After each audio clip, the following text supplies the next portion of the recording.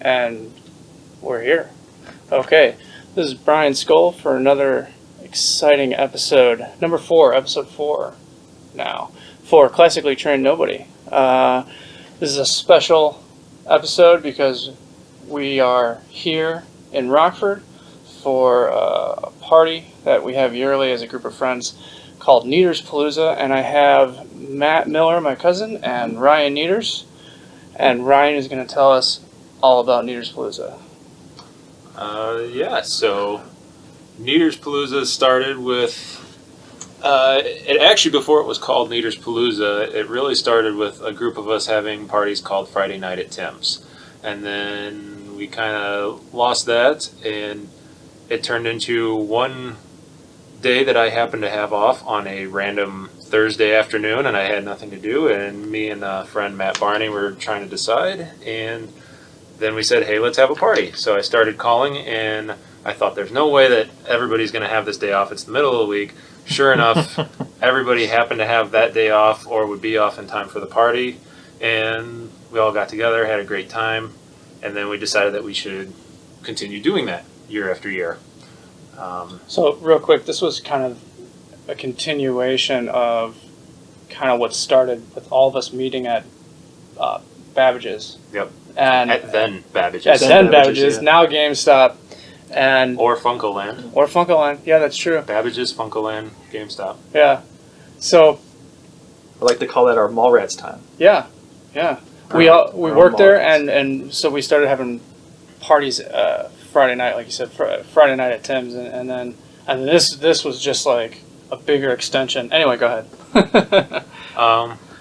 So it continued. I decided it was a good idea for us to all continue through. So we continued on with the Palooza because I figured it was a cool idea to have kind of a friends reunion.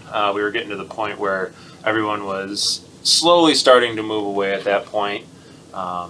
And it was just a way for us to still have at least once a year that we knew for sure that we would all get to hang out, just in case we didn't have time before that. And over the years, it just kind of kept growing. For the longest time, it was at my parents' house, and it was a perfect venue for it because they have big yard, decks, a pool, a giant bonfire area. And your parents are cool as hell. Cool as hell. Yeah, and they don't care. They in fact invite their friends usually for it too. So it's kind of a annual party for them as well. Yeah. Yeah. And over the years, it kind of developed. We've had some. Like your mom and dad and sister have just become part of the crew too, just by way of having having had it at their place, you know. Like they've just come and hung out and been part of the group. So it's well, they fun. are Niederses as well. So oh, it's true. They do have the Nieder gene. Nieder gene. So I don't think that's how that's used. So yeah, it kept going as like a yearly thing, and then The importance of it spiked significantly. yeah, as people are, you know, their lives are changing, and we're all like, you know, going through everything that we're going through with you being in the Army, and and me, you know, and other people, Kent, for instance, moving away, you know. So yeah, it made the party kind of more important to just have everybody to come back together. But then, what brought about like the theme? Because the Niederspalooza started to change 2 years ago. Yeah, 2 years is when we started having themes. Honestly, I would say there wasn't really a theme, but I would say it started to change at Niederspalooza 5. Okay. Which is where we had the first year that we had shirts. That was the infamous year of the ice boobs. Ice boobs. Yes, the No ice context. Leave it at that. Yes. No, we got to tell us a brief story about the ice boobs. Let it hang. Let them wonder. So we really, have time. We have time. I'll get into the ice boobs. The main thing was Niederspalooza 5 was when I actually started investing more into it, trying to make it a little bit bigger and more of an event as opposed to just, hey, let's hang out and drink. And obviously everybody loved it. Ice boobs that year was obviously the big to-do, which was a just molded ice in the shape of boobs. You pour your alcohol in the top, and it came out of the nipples, and everybody had a great We're time. a lot of straight white men just pointing that out. Sucking liquor out of ice boobs, and by the end of those night, those ice titties were in my anus. And it was a good thing. It was a good thing. And the beautiful thing is that, like, you can see everybody sucking on these boobs, and then later on, I'm the only one, you know, I know that, like, oh, man, everyone's mouth was on something that was in my butt. Anyway, so that's the fun of the palooza. So that was number 5. And so from 5 is where I started investing a little bit more into it. And then we, you know, went through the years. Niederspalooza 8, for instance, happened to be my wedding, so that just was the theme of it that year.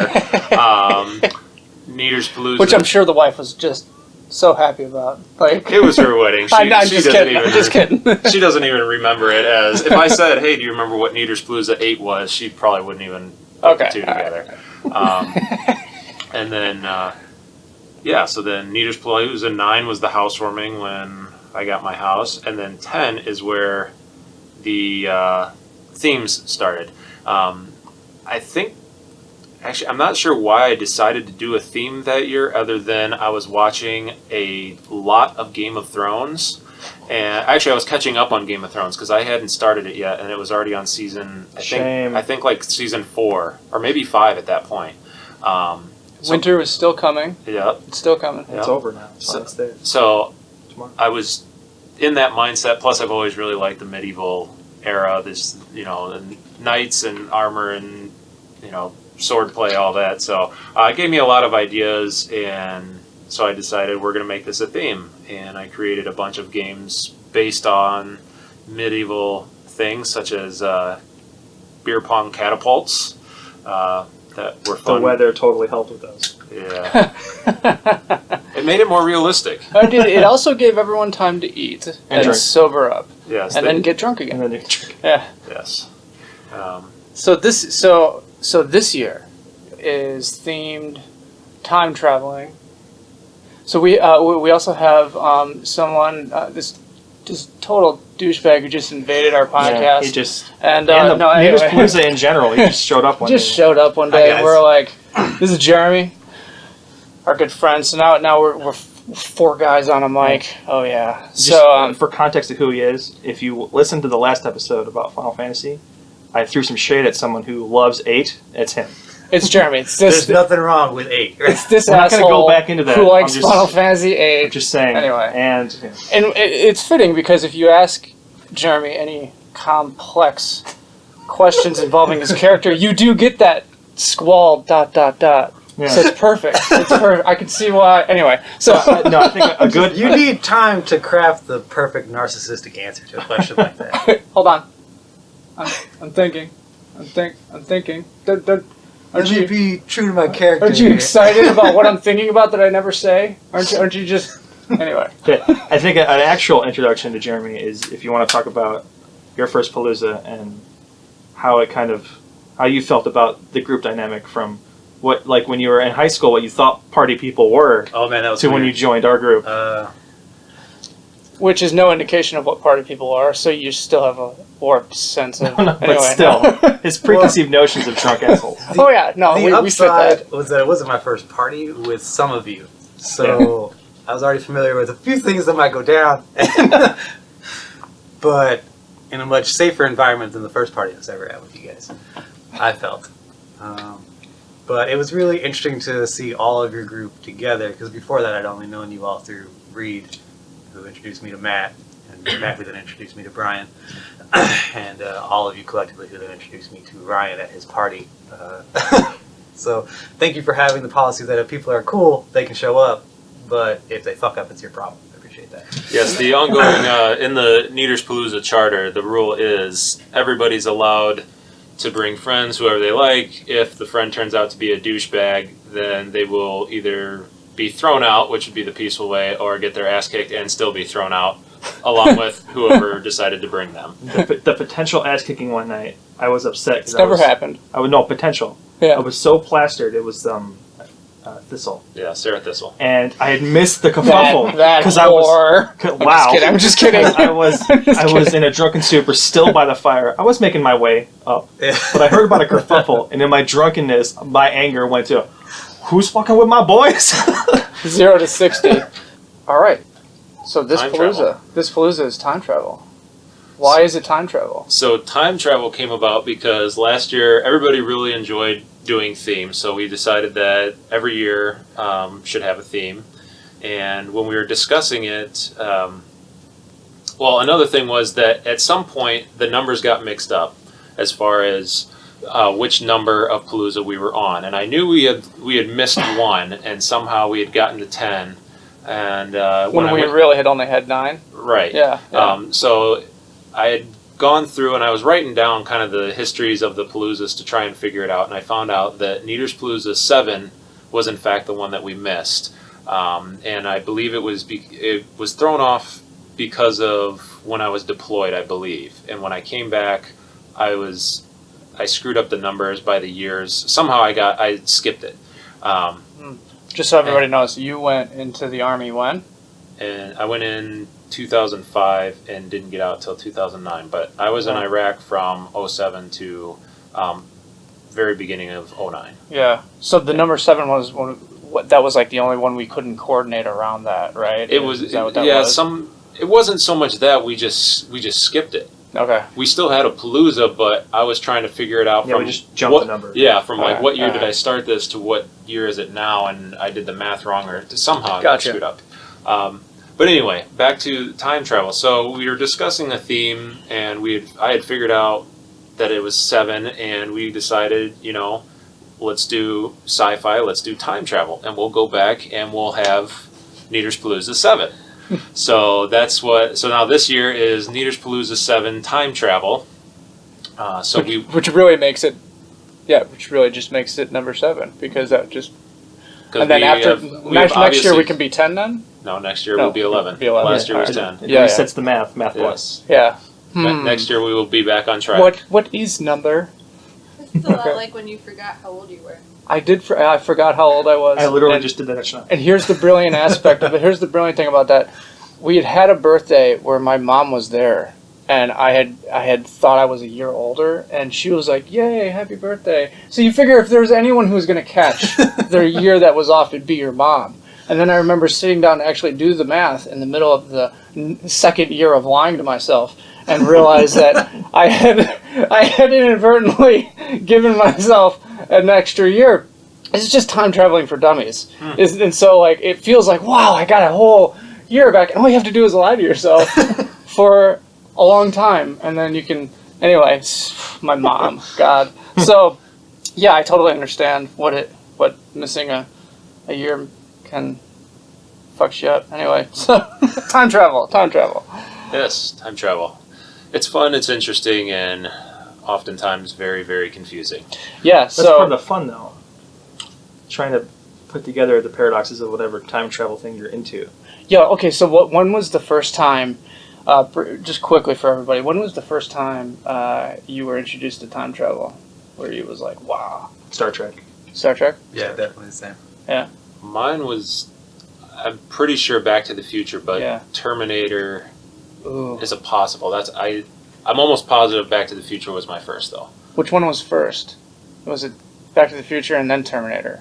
Right, but I'm thinking the reason I'm saying Back to the Future is because at the time you have to remember that original Terminator was considered a horror movie. Yeah. The first one. Yeah. Yeah, so that's true. I'm pretty sure that my parents wouldn't have let me watch it when I was that young, because I recall watching Back to the Future when I was very, very young still. Yeah. So same here for me, it was Back to the Future. So I'd say Back to the Future had to have been my first. I'd probably seen it, but not really clicked for me. Yeah. But because Star Trek was such a part of the house, Yeah. there was always time travel in Star Trek. There was time travel in Star Trek, but the theme of the movie Back to the Future was it was all just about time travel, and so for me it was the first No, that was there's definitely this up there. thing, and it was in Star Trek, but I never latched onto it like I did with Back to the Future, and I just wanted to be Marty McFly with that fucking what is that poofy The puffy vest. that poofy vest and the skateboard and the I had a little red skateboard and a fucking stupid oh my god oh it was so bad Marty McFly. You can now buy the boots that sell strap. They're a real thing. They're extremely expensive as They're well. ridiculous. Yeah. Don't worry, price will come down. And then we have hoverboards too. Just not Kind what of. we thought. Kind of. It's We just have a not product what- called a hoverboard. Yeah. It's just not Not what a we've all hoverboard, been yeah. waiting Not actually and a hoping hoverboard. for. Yeah. And I'm Just sure roll. any child from the 80s is extremely pissed with the fact that somebody's calling that a hoverboard. Yeah, it's one of the ways that the future just continually is a letdown for us, having been exposed to all these things that we thought we were going to get. Well, no, And it we just never- kind of have an actual hoverboard now, except it's really more of like the glider that the Green Goblin rides on, right? Yeah, I've 'Cause seen. that's real now. Yeah, Not safe, but it's real. yeah, because we Whoa. can trust assholes with that. Yeah, I mean, honestly, the Spider-Man. name brand hoverboards, are those really safe? Because you can go on YouTube and watch people all day just wiping out and breaking their faces on everything. Or them blowing up. Or blowing up. yeah. Here's what I wonder is, like, you're recording your friend on a hoverboard and he biffs and it explodes. And which one of you is the one to be like, let's upload this to YouTube? Like, which Hopefully it one? would be both. Like, it's like, I just broke my face. The world needs to see. So, Anyway, yeah. we don't have any flying cars. No. And time travel is still this. Time travel now has changed as a theory. As you discovered, as you know, we talked about a lot in the research for the time travel, because you've written a story that goes along with the Niederspalooza. Right. I did write a story, which it started off, just to be real quick, the story honestly started off to incorporate and really merge the story and every event of the Palooza into one. But I started getting so excited and talking about time travel, and it's one of my favorite things to discuss, because the opportunities are so endless with it, and you can skew so much. But so the story really took on its own thing and has become just this. I don't know, passion, almost like a passion fan project. Yeah, fan fiction with. So in the research of that, and that'll kind of bring us into the themes of the time travel this year. So I had started off with, obviously, Back to the Future, as I said, since that was my first. The Terminator, Flash, Cable, Marvel's Cable from X-Men and that, because he's my favorite character, and he's a time traveler. And throughout the story, I added in Bill and Ted and Doctor Who, and also Mega Man. Mega Man probably being my favorite old school video game. I can still play it for hours on end, which a lot of people kind of question, oh wait, Mega Man is not really time travel, but in the story it actually is, where Mega Man X travels back and meets regular Rock Mega Man. That happened in the cartoon. Original Blue Bomber. It did happen There in was the an cartoon. episode where X came back with them. So there is actually Yeah. time travel Okay. elements in there. They're just not. Alright. They're just We'll not. let you well have it. known. We'll let you have it. Also, I was doing the party, and it worked really well having Mega Man in the story with all the other time travel. If you didn't hear it, Jeremy just judgingly said, "Nerds." That's what I offer most to the group: judgment and, and spite. Judgment and spite. But no, so to get back to Brian's original statement about the theories. So the theories is actually very interesting for me, and he brought up during one of our conversations how, again, because Back to the Future was my first time travel experience, that I thought of time travel in a linear way. Where, there's one timeline, and if you go back in time, you're going back on that same timeline, and if you change something then, it's going to change something in the future. I believe the theory is actually called it's called a dynamic timeline. Dynamic. So that was the one that I was operating on, that you couldn't change things in the past without it altering the future. And then I was like, hey, you should check out a show called Rick and Morty. That's right. That's about time travel. And it's a lot of fun. And if you love Back to the Future and that whole dynamic, you're gonna love Rick and Morty. And so you started watching it, and then you came back at me like, dude, this isn't about time travel. And then okay, then go from there. And I was like, oh, but it is. Yeah, so I did enjoy the show. I really enjoyed the show, so I definitely second anybody. It's actually become quite possibly my new favorite animated show. Yeah. But so I watched it, and I was like, no, this isn't about time travel. This is about, going to different dimensions.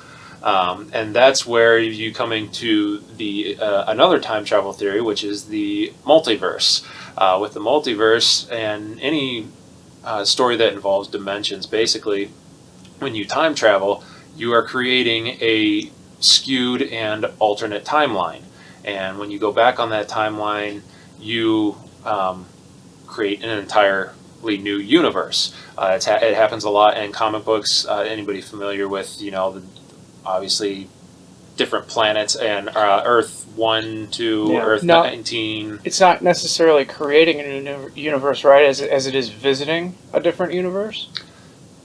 It's not necessarily that you go back and then by your actions it's created. It's sort of depends. You're already writing the story. Yeah. Yes, that's where it gets fun and interesting because in some aspects, at the very core of it, they say that you have created it, but at the same time, that goes into a long discussion about creation and when did the world start and when did this universe start? Did it start because you time traveled? But when you time travel or jump to a different dimension, that dimension is already there, active, typically there and active and working, fully developed in its own space. So that's a very long conversation to go into, so we won't do that. But anyway, so Brian did make me realize that Rick and Morty is in fact about time travel as well, because they're going to different dimensions. Yeah.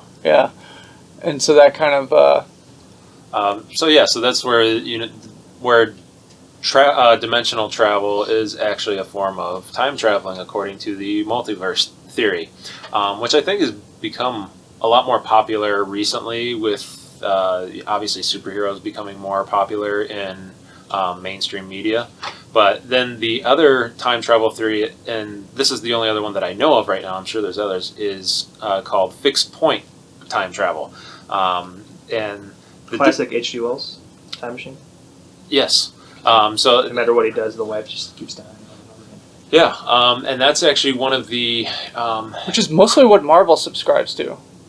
Side note, kind of, depending on where you again, read, where and when you read. It depends on the writer For and, their what, TV and shows. what theory they use. Yeah. I was going to say something, but I can't because it's actually part of one of the trivia questions Dun, dun, later, dun. so I can't actually reveal something that I thought was really cool about fixed point travel. But anyway, so the real difference between fixed point and dynamic time travel theory is that with a fixed point, there's nothing you can do to change it. Once it's happened, and even if you went back in time, you cannot change it. It's part of reality, and there's nothing you can do against it. Whereas dynamic, you can change it, but there's also an ability for you to get into a paradox. Whereas basically what that would be is if I decided to go back in time and kill my grandfather and keep myself from being born, that event would not happen, because if I killed my grandfather to keep myself from being born, then I would no longer be alive to go back in time to kill my grandfather. And what happens with that, that's where you get the paradox. For the rest of that timeline, I would basically continue to get to whatever age point I am. We'll just say every time I get to the age of 30, I get that same idea to go back and kill my grandfather, and then nothing happens. It's stuck in an endless loop at that point. So, which is what makes the dimensional so much more appealing, because you're not prone to any of those paradoxes. Right. It's more promising. Yeah, you can change things, but you can change things in a way that doesn't necessarily matter for you if you were to go back. Right. For instance. So it's. But does that paradox only affect you, or does that loop affect the whole planet?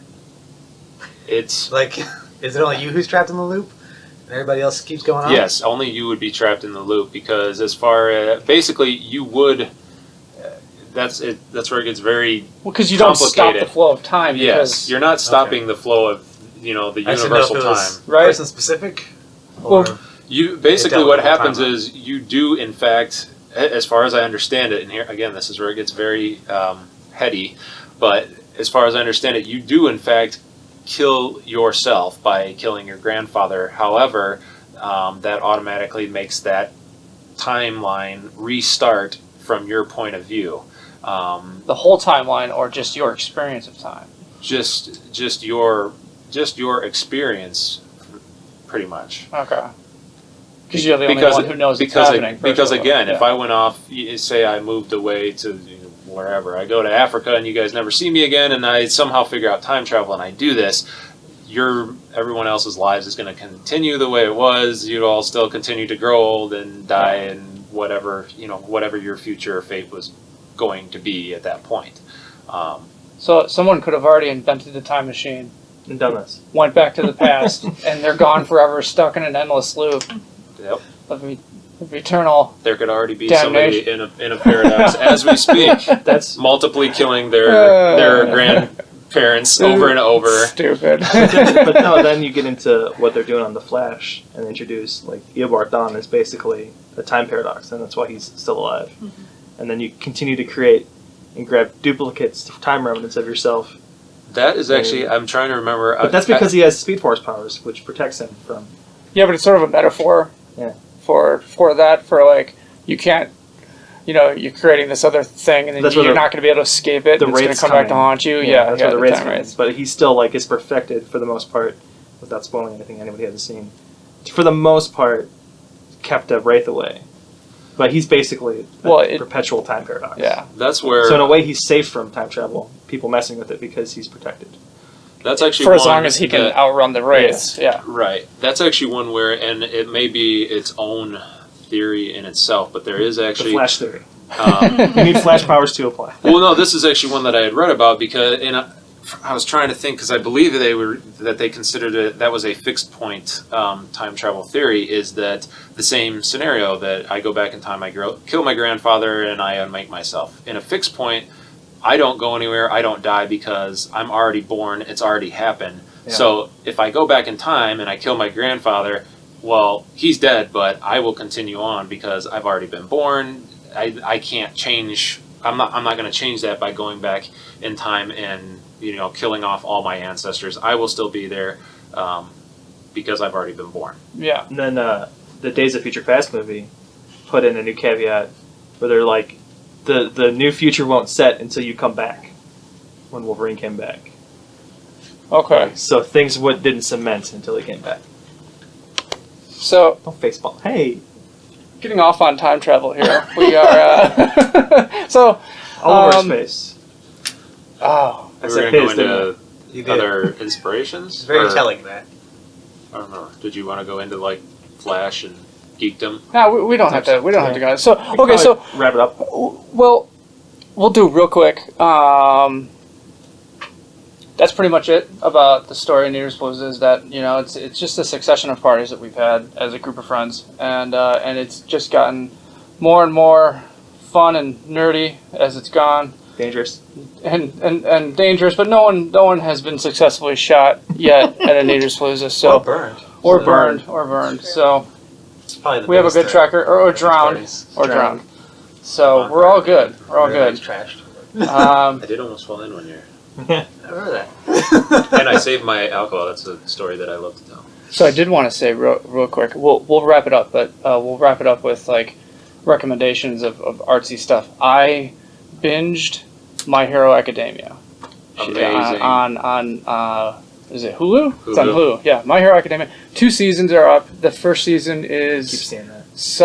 is dubbed, and it's a good dub. It's a really good dub. There's some good voice acting. There's some good talent. I don't know who the voice actor. Do you want to? I haven't watched it. You want to look that up? You want me to look write that? that live? I think you might recognize the voices. I recognize the voices. I think some of them. The main character sounds like the dude from Morty. Plays Morty. I doubt it. No. But it kind of sounds like him. But anyway, I recognize. That's Justin Roiland. He's busy trying to make. Is it okay? But I recognize some of the voice acting, so it's well acted. What's the premise of the show? Because you recommended it to me. So what's the premise of the show? It's an anime. The premise is that basically superheroes randomly came about.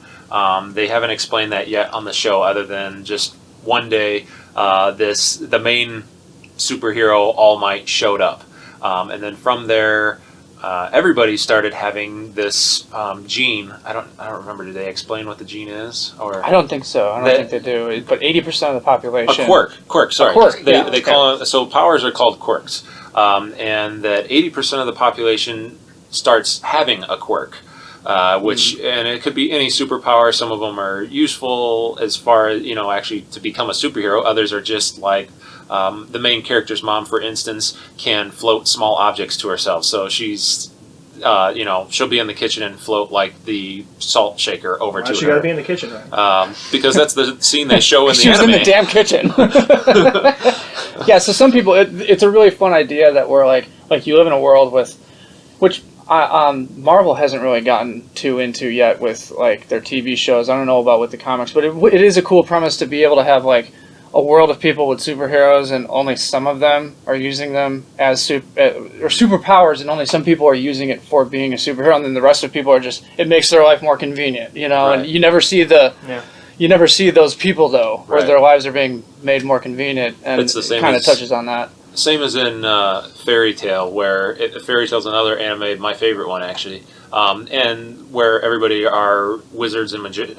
I don't know if they call them magicians, but they're wizards. Yeah, And same premise in that, where not all of them are out doing these great, huge deeds. Some of them, it's just it's a baker, and he can start the fire in his ovens every morning with magic, but he's not out doing it. So it is a cool theory that people can have all these great powers and abilities, and they're still just like, no, I just want to have a simple life and use it for that. But back on Hero Academia, so the premise is people have these quirks, and then the show is about a pretty much superhero school where these kids that do have quirks, they go to this school to basically learn how to use them in a better way, to refine them, and then superheroes have actually become a corporate world almost that you get hired Sounds by like a Tiger Bunny. corporation. Funded by the government. The government has helped fund these corporations who are now scouting for talent, for young talent, and so then you get these superhero academies. And My Hero Academia takes place in the best academy that you could get into with like the best teachers, and it focuses on, so like you pretty much make your career if you can get into one of these schools, because then you're getting hunted by talent scouts and you have to prove yourself. But the fun part of the story is that you're taking it from the perspective of this kid who doesn't have a quirk, and what's his name? Oh man, What's that kid's name? It's such a good show, and I can't remember his fucking name. It's the weed, kids. I know that all I can think of is that his nemesis calls him Deku. Deku, yeah, that's his superhero name. Izuku. Yeah, Izuku. Okay, okay. So his I name. pronounced it right. I don't even watch the show. So the main hero, his name is. I remembered. Okay, so Deku. I know, right? So the main character Deku, he grew up watching that hero All Might. All Might was his hero that he wanted to grow up and be, and he wanted to become a hero because of him. He idolized him and wanted to become him, basically. Yeah. Who is voiced by Chris Sabat, who is Vegeta, Piccolo, Yes. Yamcha, Yes. every other Dragon Ball character. Yes. That's who the voice. voices All Might? Yeah. Okay. Yeah. You recognize it when he does the All Might voice, as I like to call it. Yeah, there's some Piccolo in there. He You can hear it. probably did the orchestrated the voiceover because he directs and stuff too. Okay, all right. Yeah, and so this kid grows up and gets told by a doctor, he's like, "Sorry, kid, you're not going to get the gene. Tough luck," and just crushes his hopes and dreams, and so he has to live with the being one of the 20% of the population who doesn't have a quirk, until something happens and he meets All Might, and it changes his life, and he's able to go to this school. He suddenly has powers, and which you can see with the trailer, so I'm not ruining anything. But he gets powers, and Good job avoiding spoilers. yeah, and he can't handle his powers. His powers like destroy his body. So the rest of the show is about him trying to figure out how to use this immense power that he has at his disposal. Meanwhile, getting thrust into these, just so happened to be at a time in this school when people are trying to kill All Might, and so everyone's attacking the school. So it's just about this kid who's trying to deal with this godlike power, and like One Punch Man.